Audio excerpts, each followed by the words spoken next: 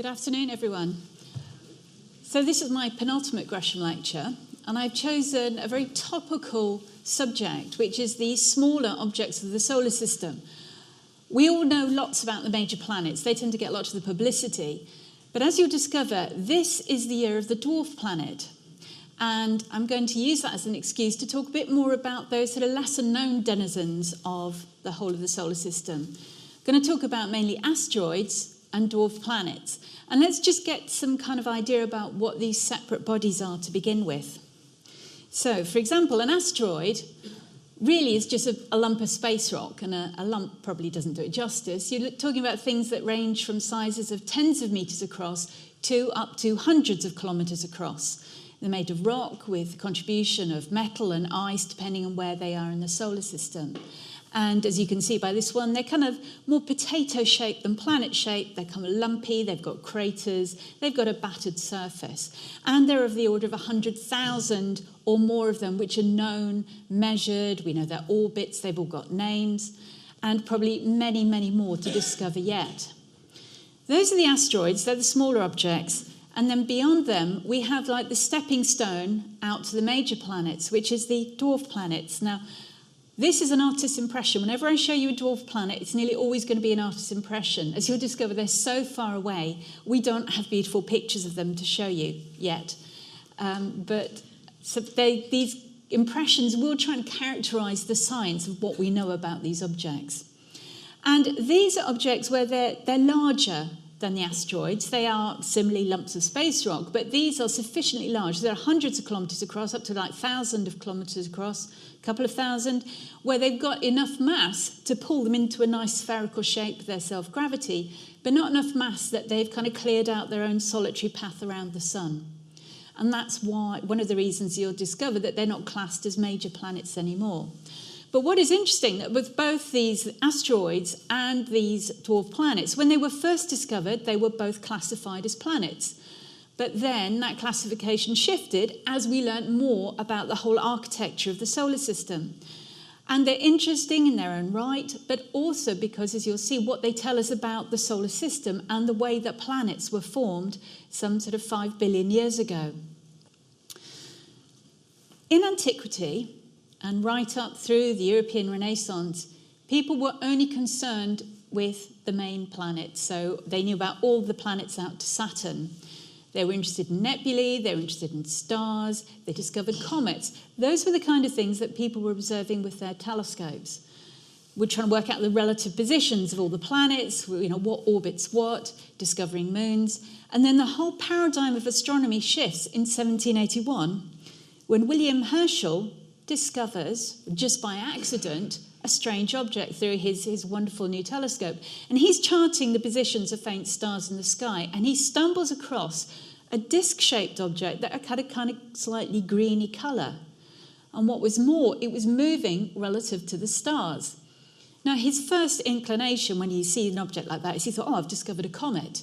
And he tracked its motion over the next few weeks and plotted its orbit. And at that point, he realises he's got something very different from a comet. It's extended, so it doesn't look star-like. But when he plots its orbit, it finds it's going around the sun further than the planet Saturn. So to be actually able to see a disk, and it's beyond Saturn, that means this is a large object. It's no longer a comet size. It's something that's bigger than all the other rocky planets. Not quite as big as Saturn and Jupiter, but nonetheless a large body. And at this point, he realises he has discovered the next new planet, the seventh known planet of the solar system. What added to the excitement was that it was in the right place.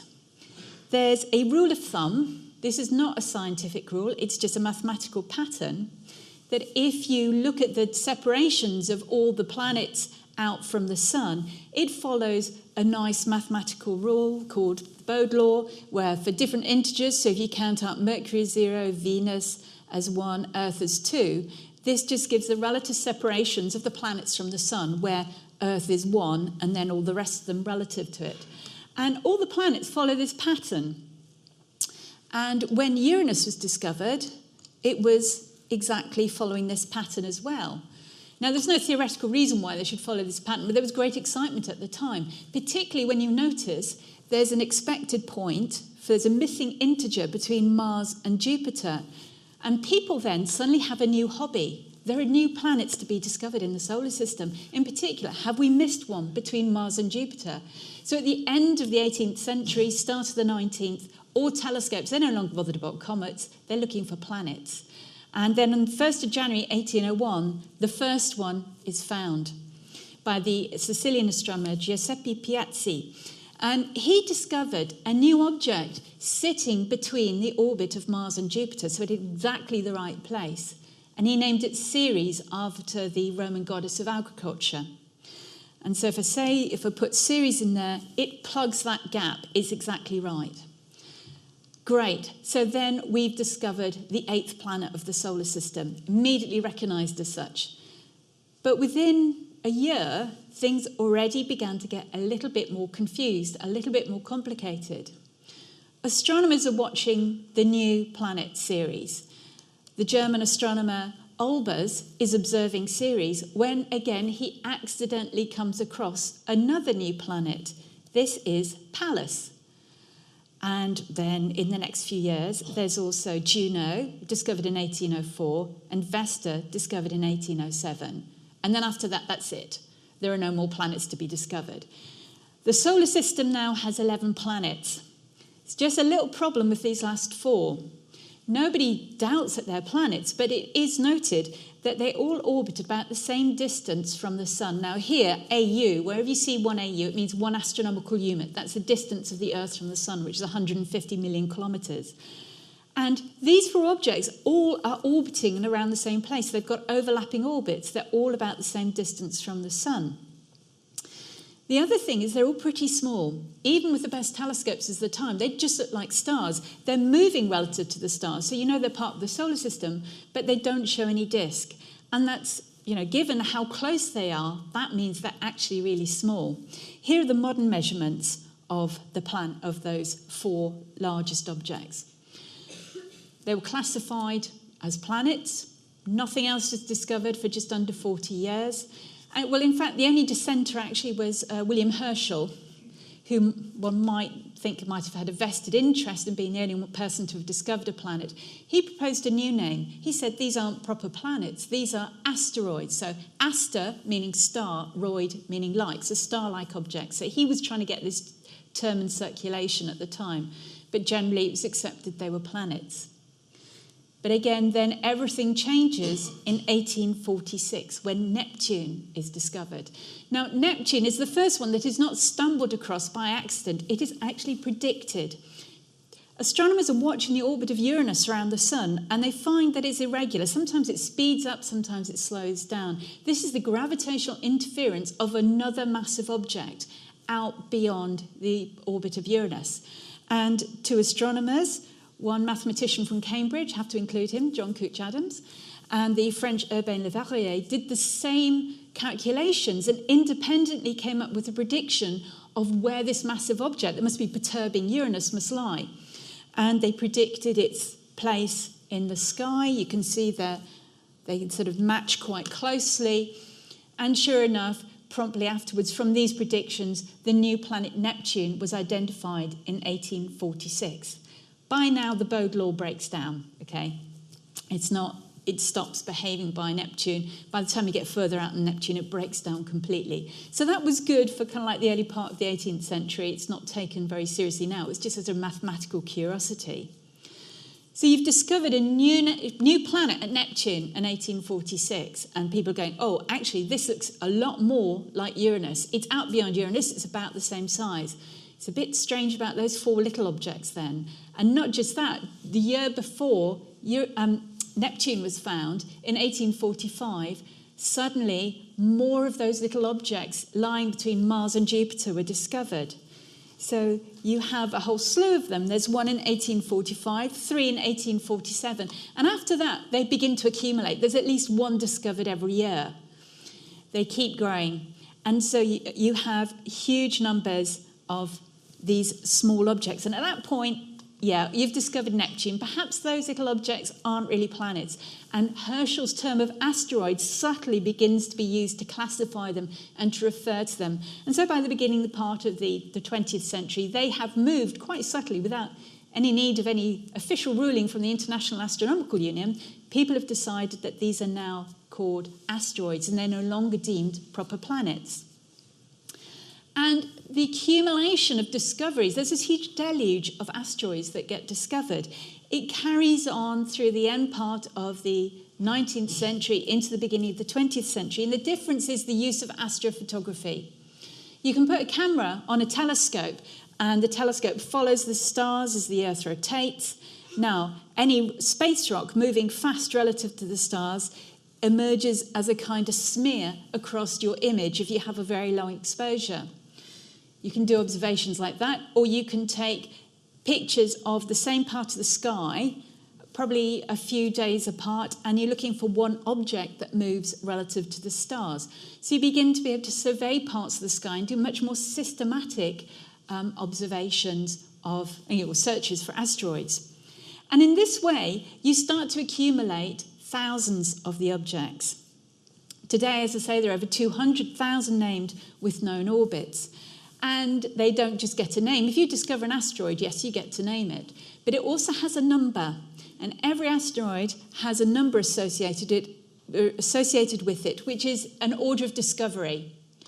And where discovery isn't just the first sighting, but it's actually once you've determined the orbital path of that asteroid around the sun, that's when it's, you're not confusing it with any other asteroid discovered out there. Now, here's a little movie that's going to start in 1980 and carry through to 2011. So every second lasts 242 days. Now, as new asteroids are discovered, they're highlighted in white. And you can begin to see how the number of these add up. You're looking down on the solar system with the sun at the centre. Okay, you've got the three planets whizzing round. There's Earth, and you've got Mars, and you've got Jupiter going around the background. And you see how they get accumulated when you're looking away from the sun, because, of course, you can only discover them at night. And at different parts in the orbit around the Earth, night is in the opposite direction from the sun. But now I hope you can see that they're all slowly building up. And this gives you an idea of the number there are. They all occupy a region between 2.2 out to about 3.3 astronomical units. That's multiples of the Earth away from the sun. At that point in the solar system, it takes you about 3 to 6 Earth years to go once around the sun. And you have this giant population of objects. And they form, this is the main asteroid belt, and it forms a ring around the sun. And it's like a torus, a fat torus. You just see as it tilts up, they're not completely in the flat plane, but they are aligned with the plane. And there are many, many of these objects out there, all mostly confined between Mars and Jupiter. In terms of numbers, millions we think. This is the distribution of size. It is in most things. There are fewer of the larger objects. So, for example, there are only about 100 objects which are above 100 kilometres across. There are only about 1,000 that are above 30 kilometres across. And by the time you get to objects 1 kilometre across, well, you're looking at probably about 1 million. And, of course, you go down to sizes of tens of metres. Who knows how many? There are many more waiting to be discovered. You saw that we weren't running out of asteroids at the end of that movie. More are being discovered every day because there are systematic surveys. We've got automated detection of images. So we can now run through and survey vast areas of the sky and fill out this population of the asteroid belt. So there are vast numbers of them out there. There's not a lot of mass. If you added up all those space rocks, all the mass would only be equivalent to about 4% the mass of the moon. And a third of that mass is locked into the biggest object, the first one to be discovered, Ceres. And then the next few account for, the next three take you up to half the total mass. So there's quite, a lot of bodies, but they don't contain much mass. And that means that any individual object doesn't have much gravity. Okay? This means they don't have much gravity. The escape speed, even at Ceres, for example, it's like less than 0.5 kilometre per second. Ceres is less than 3% of the gravity of the Earth. And this is why most of them are not round. I'm jumping ahead a bit, but here's a sort of flypast of a typical asteroid. This is Gaspra.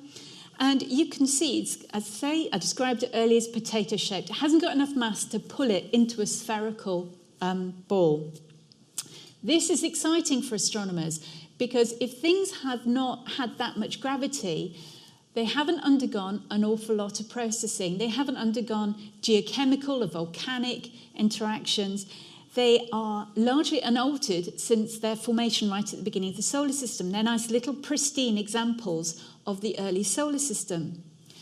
And we know they've got these irregular shapes long before we flew past them because we could see their brightness changing. Here's a plot of brightness against time, and you can see a regular modulation. And this is telling you you've got different surfaces. You've got a kind of angular body that's reflecting different surfaces to the sun as it rotates and tumbles around in its orbit. So as I say, these are mainly unaltered. They're too small. They don't have mass. They haven't undergone geological processing. If they were in isolation, they would be exactly the same as they were in the early system, but they're not. They've undergone lots of collisions, and that accounts for a lot of their shape. They've been bashed and knocked. They've collided with each other. They're peppered with craters. The fact that they're spinning, and they're spinning all in kind of random directions, shows you that they've undergone these knocks. And some of them even have their own moons. So here you have Ida, that's about 54 kilometres long on its longest axis, and it's got its own little moon, Dactyl, that's about a kilometre across, which is probably just a bit knocked off Ida in a glancing collision of some kind. There's even one that's thought to have rings, again suggesting materials being sprayed off the asteroid during a collision to create those rings. And they're rotating. They're tumbling chaotically. Some are spinning around a different a definite axis. And most of them have orbital times of a few hours. So, for example, Vesta, the second largest, orbits once every 5.3 hours. Ceres is about 7.8 hours. And however, there are some that rotate a lot faster. If we plot the size of the asteroid against the spin rate, you'll see that there's a sort of pattern. So you get diameter of the asteroid against its rotation period in terms of hours. And you see there's there are some that go up to quite long rotation periods of a few days. There are some that spin very quick. In fact, the shortest one is only about 42 seconds. But there's this barrier that if you've got an object that's over about 300 meters in size, it can't seem to rotate faster than every couple of hours. And this is telling us something quite fundamental about the makeup of an asteroid. It means that if something that big starts rotating that fast, it basically disintegrates. Stuff doesn't stay bound together. It'll fly apart if it's spun too fast. And that is telling us that many of these larger objects are more or less piles of rubble. If you have a smaller object, then maybe it's one of those bigger objects that has disintegrated into its component chunks. So things that are rotating really fast on the timescale of seconds or minutes must be small chunks that are probably left over from a disintegrated asteroid, probably chunks of solid rock. So you've got this kind of two format for the structure of them. This is an example of a rubble pile. This is asteroid Itokawa. It looks like a rubble pile, doesn't it? Nice, icy, rocky object. It's quite small. It's only about 0.5 kilometre long and its longest direction. That's an example of one that can't rotate too fast, or if it did, it would just fly apart. We do have some that are rocky. Here's one that is about 34 kilometres across that is, we think, solid rock, but it's rotating much more slowly. So you begin to get an idea of the internal structure of these asteroids from their spin rates. Not just that, we can see something about their chemical composition from the way that they reflect the light. Now, at the most obvious level, you have what's known as its albedo, whether how much of sunlight instant on the surface it reflects. Vesta is, in practice, I think, a shinier object than Ceres. It reflects more light. So it appears bright to us, even though it's the smaller object. So first of all, how bright and shiny something is tells you something about the makeup of its surface. For example, how much ice it's got in it. You can, of course, extend that where you don't just look at the level of the light reflected. You look at how it's been affected by that reflection. So if some of the light's been absorbed by minerals on the surface before reflection, you get characteristic absorption features that tell you something about the composition of that surface. And this is why, I'm saying with great confidence that, they're rocky bodies or metallic or they've got ice on them. In practice, about 3/4 of them, the majority of the asteroids are what we call C-types. They're carbon-rich. These are ones that are much darker. They live on the outer part of the asteroid belt, so beyond about 2.7 astronomical units. And they're called carbon type because if you look at the sort of carbonaceous component to the minerals on their surface, and in particular, there are clays on the surface that require a water-rich environment, suggesting that perhaps they formed when the surface of these asteroids was actually wet.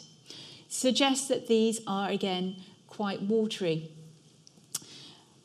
Alternatively, you have fewer of them, which are called S-type. These are much more silicate, so they've got now a greater increase in sort of things like iron, magnesium silicates. These are much brighter, and these live on the inner part of the asteroid belt. Those are the majority types of asteroids, and then, you've got many other types, but the prominent other ones are ones that are metallic, almost purely metal.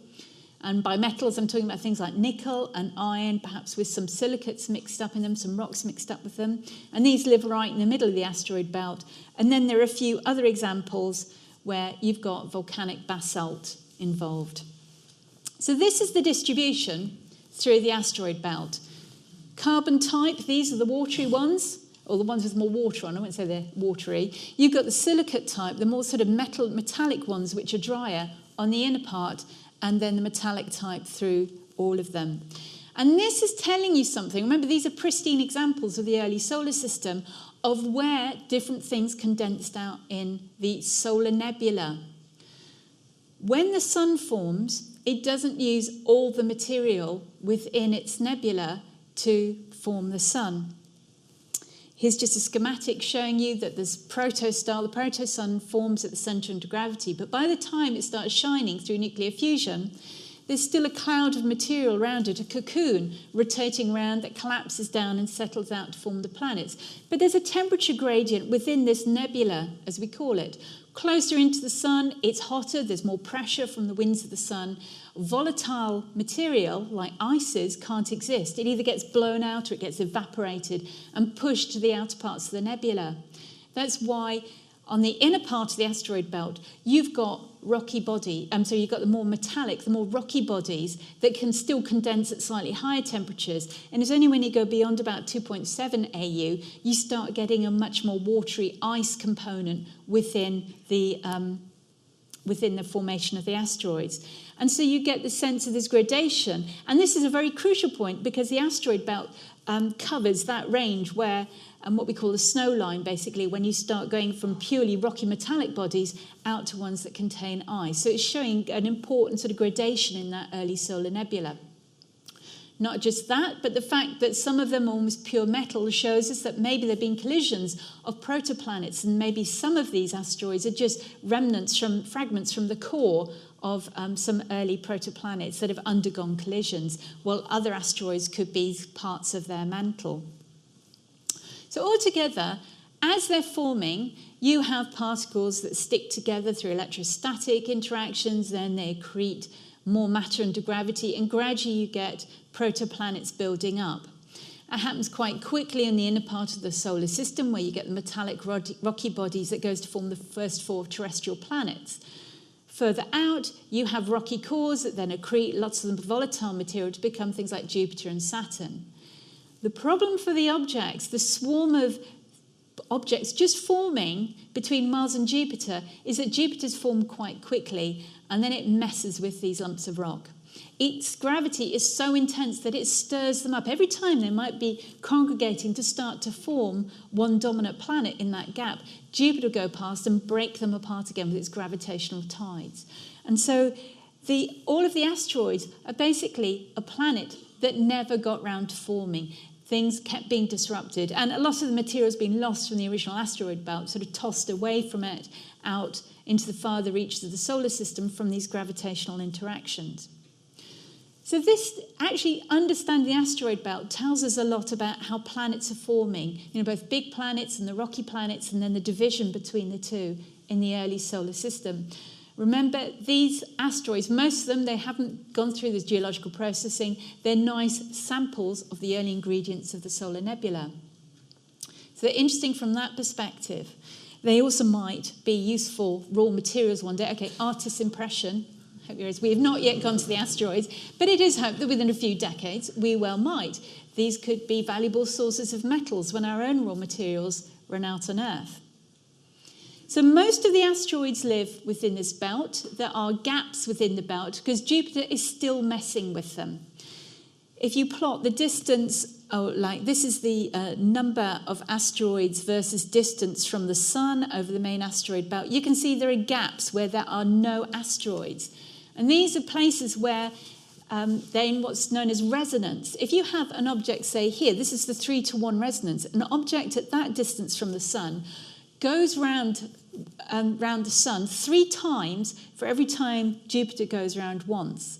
That means that whenever it comes close to Jupiter, it happens at the same point. They meet at the same point in their orbits, and they meet at every sort of 11.6 years. So Jupiter goes once around, and every time it's at this place, it meets that asteroid.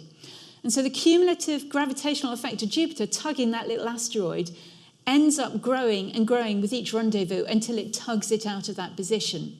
All the other asteroids that are not in that resonance spot will meet Jupiter at different times, different places on their orbits, and so you get a random effect. It's only within these resonances that you get this cumulative effect that just removes those asteroids from those places within the asteroid belt. Now, some of those get chucked out, go further out into the solar system, some get disrupted and come closer in. If we go back to this movie I showed you earlier, the green shows you the main belt asteroids, but there are many here which are depicted in red and yellow. I'll just show you a slightly different version of that. Looking down on the solar system, this is the orbit of Mars, this is the orbit of Jupiter, this is the orbit of Earth. This is showing you the orbits of over 1,000 known potentially hazardous asteroids, which are all over 140 meters across, whose orbits come within about 20 times the distance between the Earth and the Moon. They could one day be hazardous. So again, this is another very good reason for learning about asteroids, because one day one might come a bit too close. Some still come close, not quite as close to be danger, but it gives us a chance to look at them as they whiz past. And they do whiz past phenomenally fast. Yeah, you can see one making a close approach from a couple of years ago, just here. And this gives us an excellent opportunity to study them in great detail.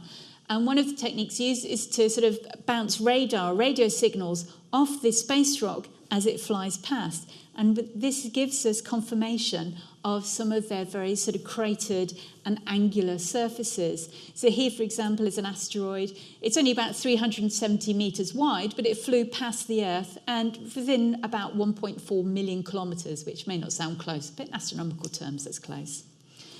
Here's another one. You can see it's got a kind of lumpy surface. It's also got little moons. So you've got the asteroid rotating, you've got the moon going up. And we can get the motions from the way the radio waves that are echoed back to us are Doppler shifted. They give us something about how objects are rotating and moving. So every time one comes close that we know about, we will take images like this. But there is also the chance to go and fly past them. It may sound like the asteroid belt is a very crowded place. You have to realise these objects are small and the separations between them are still much bigger than the objects.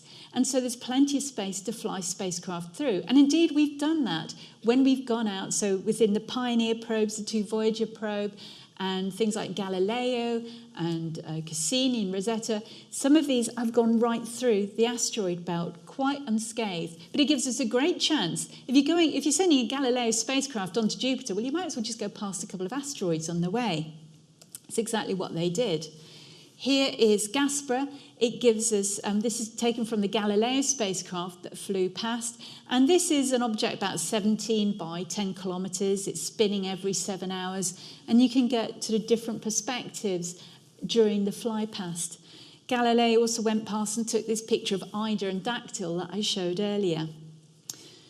More recently, the Rosetta spacecraft, which has gone on rendezvous with Comet 67P, on its long journey out there, it went past both Steins, and it passed within 800 kilometres of this object. That really is close. And this is a tiny object, only about 5 to 6 kilometres across.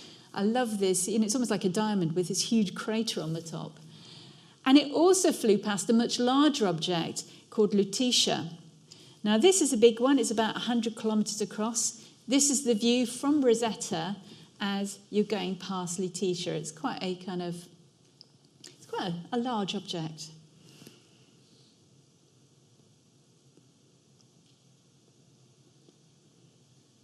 And again, just look at the battered surface, look at the craters, look at the marks on it. These really are just the end product of several billions worth of years of collisions.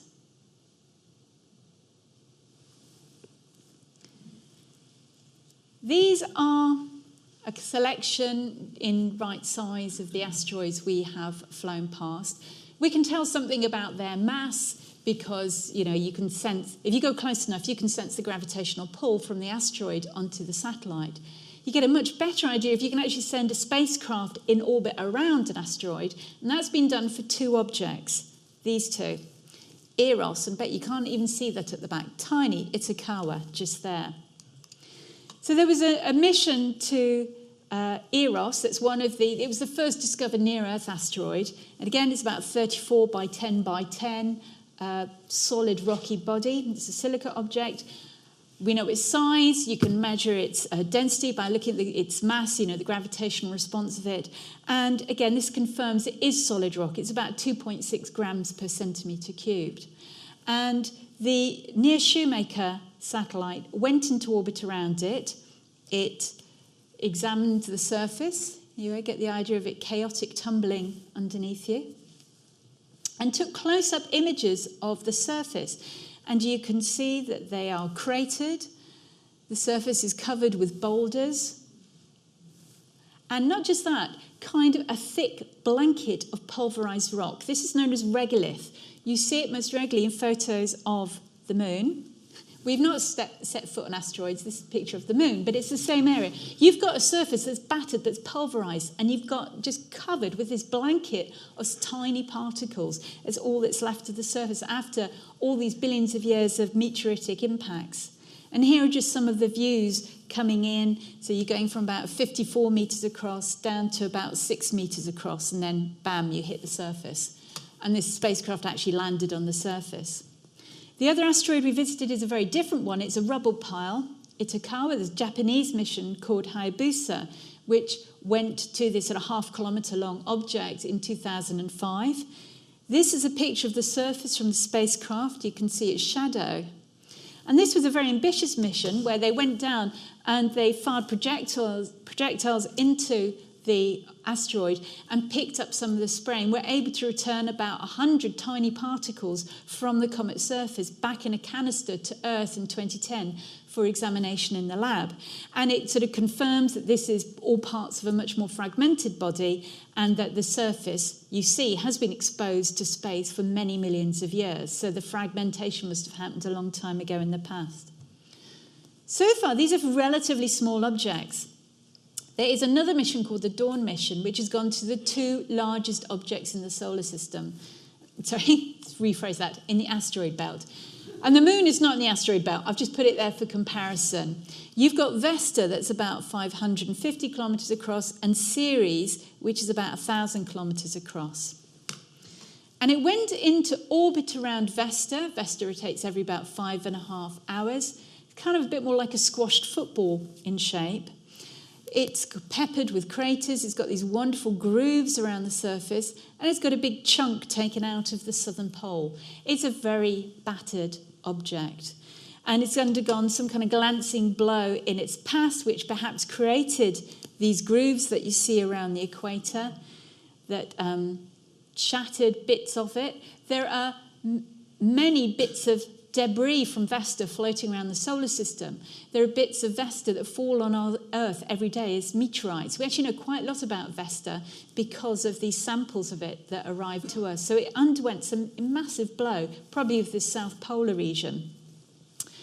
And from those, from examination of its surface, from examination of, mapping its density as we go around, we know that this is probably a differentiated body. It's big enough that it's undergone that geological processing. I'll come back to that in a minute. I'll just show you my favourite system on the Vesta. It's the snowman craters. Here we are.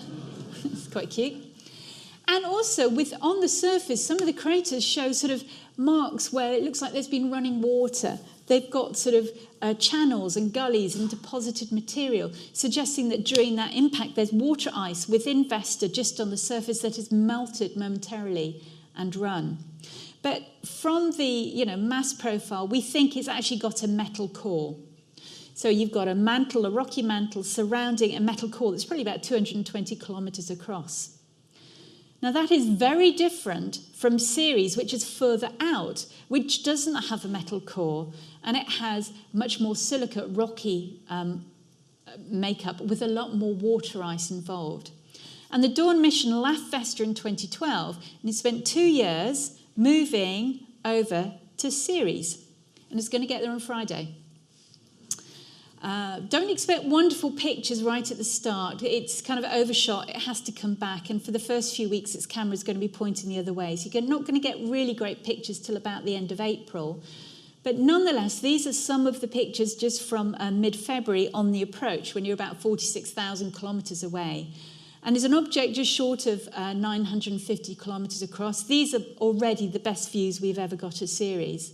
What we already know of it from its mass profile is it has a lot of water ice in. It's got a rocky core, not a metallic core. It's got water ice, potentially a subterranean ocean under that crust. It's differentiated in that it's got this separation between crust, mantle and core. And so one of the curious things about these, why are these two objects, the two largest ones, so different? Is Vesta the remains of a protoplanet collision? Is Ceres what you form on the outer inner belt? Vesta what you form in the inner asteroid belt? So again, this mission is going to tell us a lot about different bodies and how they form in the solar system. But again, here are just some of the pictures as dawn is approaching, and watch your news headlines for some more interesting pictures to come. I mean, look at some of these white dots, for example. We think that's probably reflective water ice, but we won't know till we get closer. And Dawn's going to more or less stay orbiting around Ceres forever. It's going to map it within that first year, but it's not going to go on anywhere after that. So there are asteroids within the asteroid belt that are near-Earth hazards. There are also asteroids beyond the asteroid belt. You have pockets of them called Trojans, which kind of travel around Jupiter's orbit, keeping pace with Jupiter, some just a bit before. If that's Jupiter, that's the Sun. This is the orbit of Jupiter. Some tagging along behind it, some preceding it. And they just gather there in that these are nice points. They're nicely balanced points. They're called the Lagrangian points. You've got an equilateral triangle between that region, the Sun, and Jupiter. So it means that they experience the same gravitational pull between Jupiter and the Sun. They're just kind of locked there. So they just kind of move around with Jupiter, which is quite good. There are similar ones around the orbit of Neptune. And these are interesting. They much more secure position. It's much less crowded. When we go and look at those, we don't expect that they'll have undergone so many collisions. They're going to have much more pristine surfaces. But even out beyond Jupiter, there's a population of objects. These are called centaurs. Chiron was the first one discovered. It orbits between Saturn and Uranus, much further out. And these are centaurs, which means that they're kind of hybrid objects. And not in this case sort of half horse, half human, but in this case, half asteroid, half comet. Some of these, when they get close to the sun, they start to grow a coma and develop a tail. Except a lot of them are 100, 200 kilometres across. They're much larger than you'd expect from an icy nucleus of a comet. So they're kind of hybrid. Obviously something asteroidal, but containing a much higher ice content than you get in the inner part of the solar system. And then we go out beyond Neptune. And for many years after Neptune was discovered, there was the idea that there was another object beyond Neptune.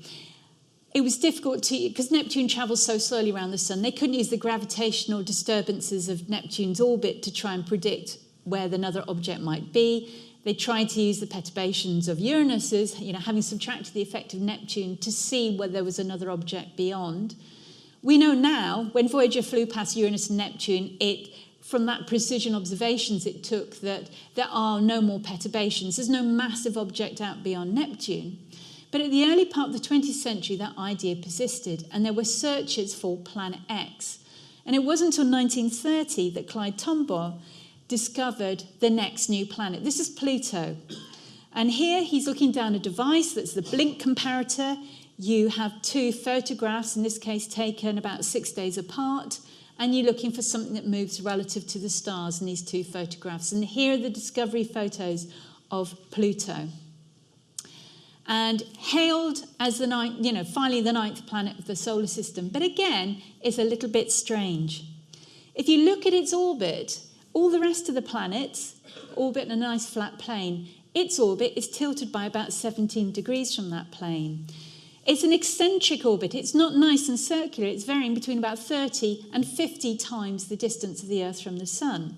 It takes 248 years to go around, and for 19 of those years, it's actually closer to the Sun than Neptune is. So already it's got a different orbit. That's the first warning kind of bell that it might be different. It's quite a crowded system. It's got one very large moon called Charon, which was discovered in 1978 serendipitously, and more recently 4 more moons have been discovered. Charon is it's about half as big as Pluto. It's separated by just short of 20,000 kilometres between the two, and they orbit each other every 6.5 days.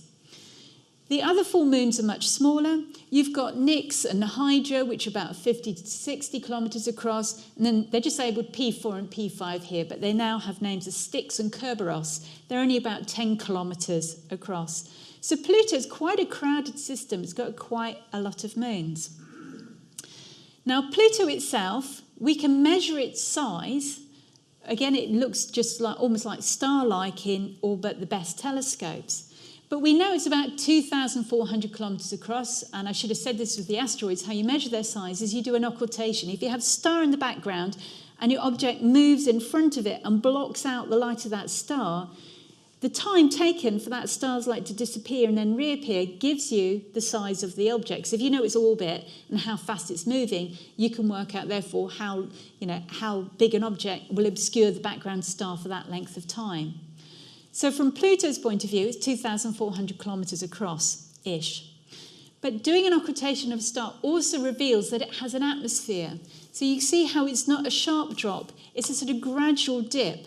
Quite an extended atmosphere begins to block out the light of the background star before the dwarf planet, does it for real. And so from that you can get its size. From the motion of the moons travelling around it, you can get its mass, therefore you know its density. And it's got quite a lot of water ice within it. It's got a density of about 1.7 grams per cubic centimetre. It's got an atmosphere, okay, artist's impression, very extended. Remember, it doesn't have much gravity. If you look at the reflected light from the surface, it's got a sort of thin veneer of icy material on the surface. And we think some of that is to do with the atmosphere. The atmosphere is mainly nitrogen, but there's also components of methane, carbon monoxide within it. And for a lot of the orbit, when Pluto's far away from the sun, that atmosphere will actually freeze onto the surface of the planet and coat it with ice. Here are some Hubble Space Telescope pictures of Pluto as it rotates. You can see we can't see a lot of detail, but there are definitely light and dark patches. They could be land masses or structures, on the surface. But they also change. So whether they're underlying structures, features on the surface, there's also suggestion that as Pluto moves around its orbit, that you get different levels of ice or sort of atmosphere condensing onto the surface as ice. And part of this is the fact that you're getting the southern hemisphere darker, but nonetheless you can see some of those patches change. So there's a lot we've still got to learn about Pluto. And in particular, we've learnt more about Pluto's immediate environment.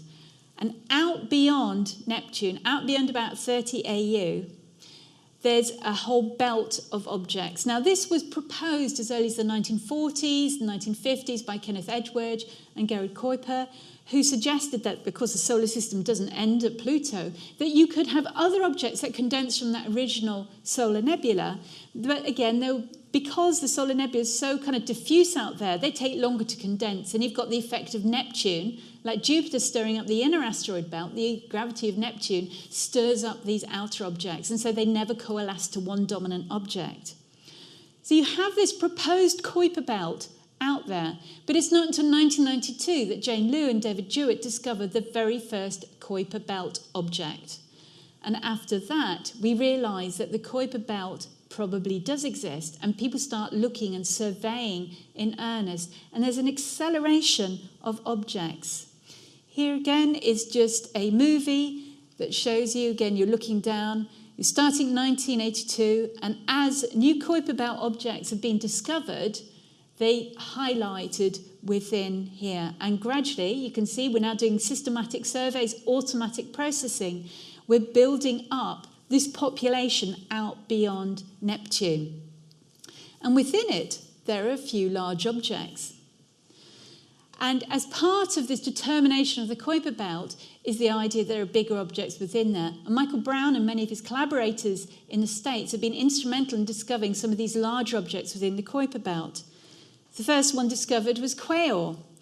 This was discovered in 2002. It follows a circular orbit about 42 Earth distances from the Sun, astronomical units, so it's out beyond Pluto. It's not as big as Pluto, it's about half the size, but nonetheless it's the biggest new object found in the solar system since 1930. It's sitting in the plane, it's behaving like the rest of the planets. It takes about 286 years to go once around its orbit. Suddenly there's something very exciting to be found out there, out within the Kuiper belt.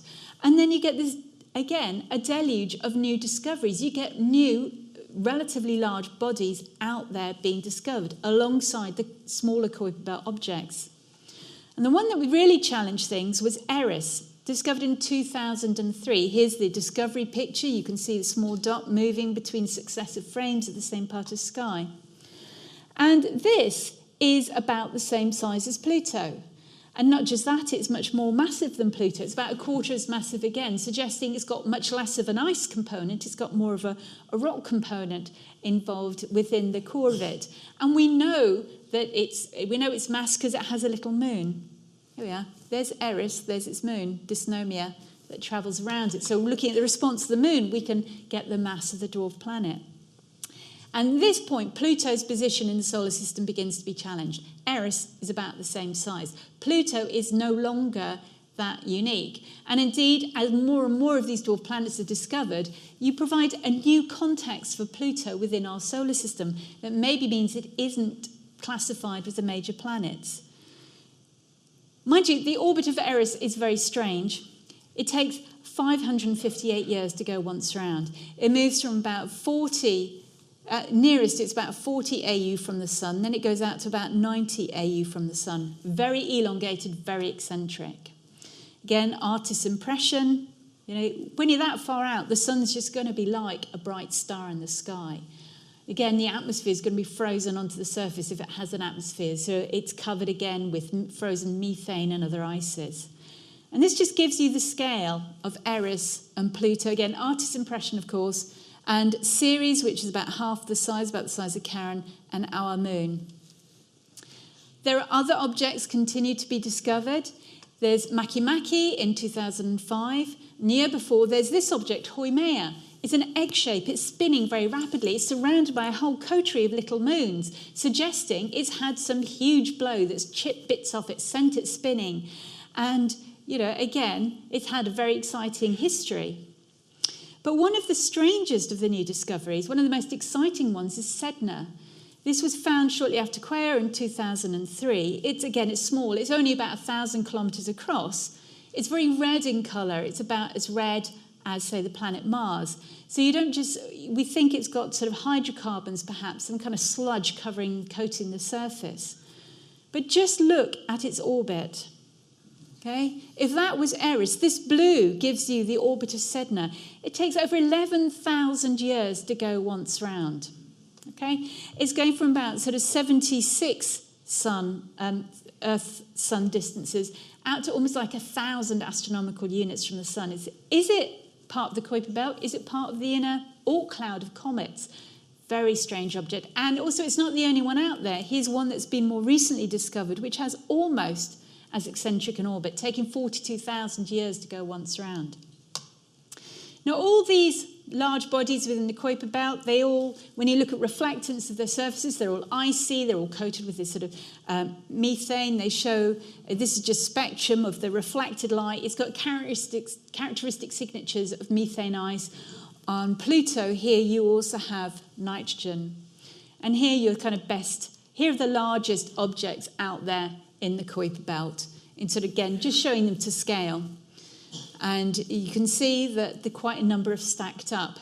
And at this point, as I say, the situation for understanding Pluto changes. And this prompted the reconsideration of the classification, much more formally than it was done at the end of the 19th century, of what is a planet. With the ruling, the decision that a planet is defined as anything in orbit around the Sun. So that dispenses with moons and moonlets or rings, because you've got to be primarily in orbit around the Sun, which is large enough, so it has enough mass to pull it by its own self-gravity into a spherical shape. Now, it depends whether it's ice or rock, what combination, but for an icy body, that's about 400 kilometres across. Rock resists the inward pull of gravity a bit more, so that would be a larger object. So, okay, you still got Pluto in there, but the deciding thing, which makes Pluto not a planet, is that it has enough gravity to be round, but not actually to clear its own solitary path around the Sun. The fact that the asteroids share their orbits, the fact that the Kuiper Belt objects all go around in a big sort of toroidal swarm around the Sun, means that they are now not classified as planets. And that's when we introduce the new term, dwarf planet, which I think is a very good description for these smaller bodies of the solar system. So we're actually going to learn a lot more about them in the very near future. In mid-July, there's going to be a spacecraft rendezvous with the dwarf planet Pluto. This is a NASA project called New Horizons, and it's taken 9.5 years to get to Pluto. And in the middle of July, it's going to fly to within 10,000 kilometres of Pluto, and it's going to whiz past at a relative speed of about 14 kilometres per second. So it's going to be a very quick encounter with Pluto. It's got 7 science instruments. It's going to be doing spectroscopy of the light reflected from the surface. It's going to be imaging, mapping the surface of Pluto and Charon. It's going to be looking for how much dust there is around it. It's going to be looking at the plasma environment, what the solar wind is like out at Pluto. And it's also going to be sending radio beams between the spacecraft and the Earth that cut through Pluto's atmosphere to look at its density, look at its composition, look at how that varies with height. So even though it's going to be a very quick encounter, they're maximising the amount of science they're going to be doing. They've got cameras looking in as you go and back at it as you go past. And so far, here's some of the navigation images that were released in January, just showing you very clearly Pluto and Charon in orbit around each other. And we reckon probably by about May, you're going to start getting, May, June, start getting better pictures of Pluto than we've ever been able to get from Earth. So again, watch this space. And it's still got fuel within it. After it's gone past Pluto, it's going to carry on.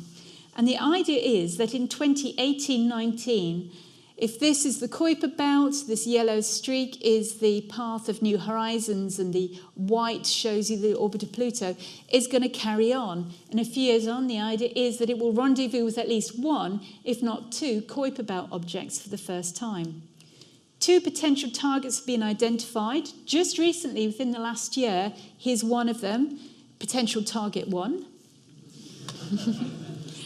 But these are objects that, of the order of like 30 to 50 kilometres across. They're quite small. But again, we have this wonderful chance to look at really even more remote than the dwarf planet Pluto. Look at some of these denizens, some of these other small bodies right out there at the edge of our solar system. And here's just, again, artist's impression of the wonderful view that it must be from there. So far from all and most of our concerns, which are just right around the sun, and at these phenomenal distances, hundreds of millions of kilometres, well, thousands of millions of kilometres away from the sun, and looking at the outer edge of the solar system. So this is an exciting year, and this really is the year of the small bodies of the solar system, and I hope you're all now as eager as I am to see some of the first results from those missions. Thank you.